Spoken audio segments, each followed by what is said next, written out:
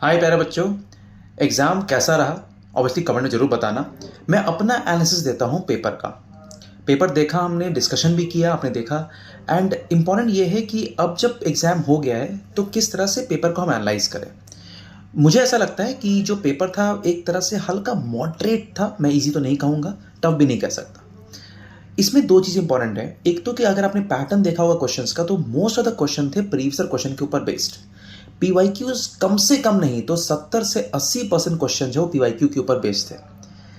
अब रहा बात जो क्वेश्चन जो टेढ़े मेढ़े थे, तो वो क्वेश्चन टेढ़े मेढ़े होने का लॉजिकल रीजन ये है कि अब उनको रैंकिंग भी डिसाइड करनी पड़ती है।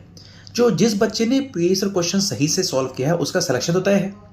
अब जब ऊपर वाले रैंक में जो उनको डिमार्केट करना पड़ता है तो वहां पर इंपॉर्टेंट होता है कि किस तरह से एनालिटिकल क्वेश्चंस को डाला जाए। जैसे आपको याद होगा कि इकोलाई का क्वेश्चन आया था, मिचेल्सन स्टाल के ऊपर जो क्वेश्चन था। इसके अलावा आपने देखा होगा क्वेश्चन जो था इकोलाई के डिवीजन के अलावा जो ब्लैक आई जीन का जो एक म्यूटेशन वाला जो इशू था।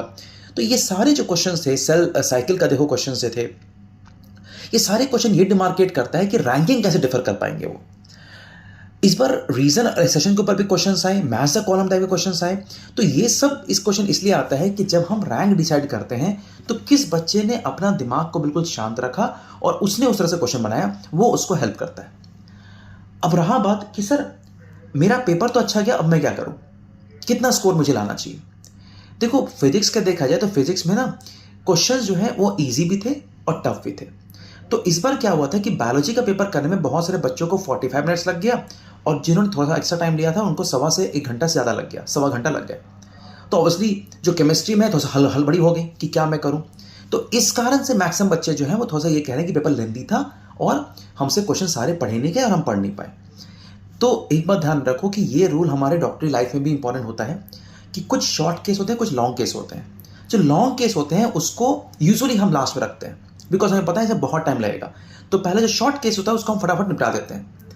कहीं ना कहीं आपको नीट भी ये सिखाना चाह रहा है कि हर क्वेश्चन इंपॉर्टेंट नहीं है।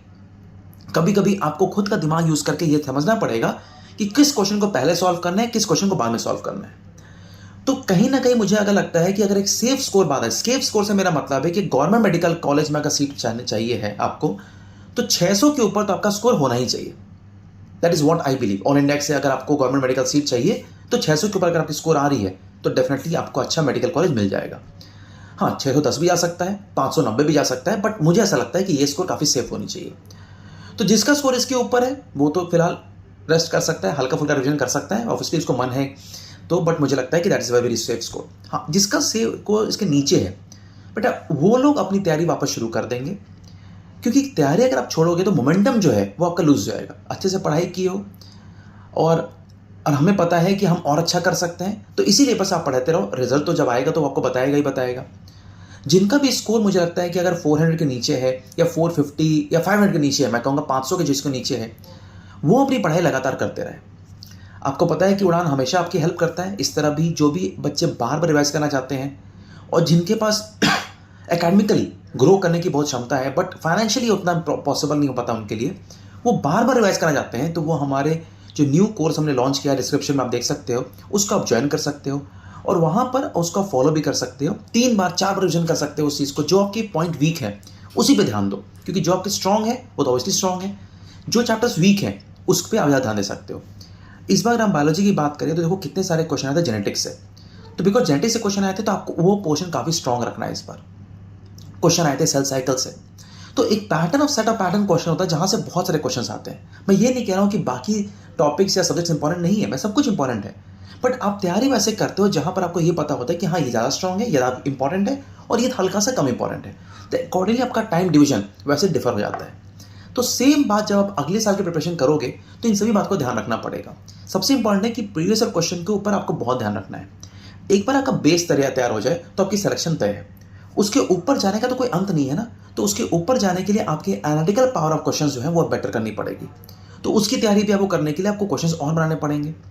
तो ये तभी पॉसिबल है अगर आपकी तैयारी जो है वो मुझे लगता है कि कम से कम 6 महीने पहले कंप्लीट हो जाए एक बार, और फिर अपनी एनालिटिकल पावर, स्किल पावर को बेटर कर पाओ। फिजिक्स में जो स्ट्रॉन्ग वीक रह गए हैं उसको स्ट्रॉन्ग करने के लिए आपको बार बार न्यूमेरिकल्स बनाने पड़ेंगे, प्रैक्टिस करने पड़ेंगे। Same with chemistry also, name reactions के ऊपर बहुत सारे क्वेश्चंस है, एनालिटिकल क्वेश्चंस काफ़ी आते हैं, लेंथी क्वेश्चंस काफ़ी आते हैं, तो टाइम मैनेजमेंट आपके लिए बहुत इंपॉर्टेंट बन जाता है, राइट।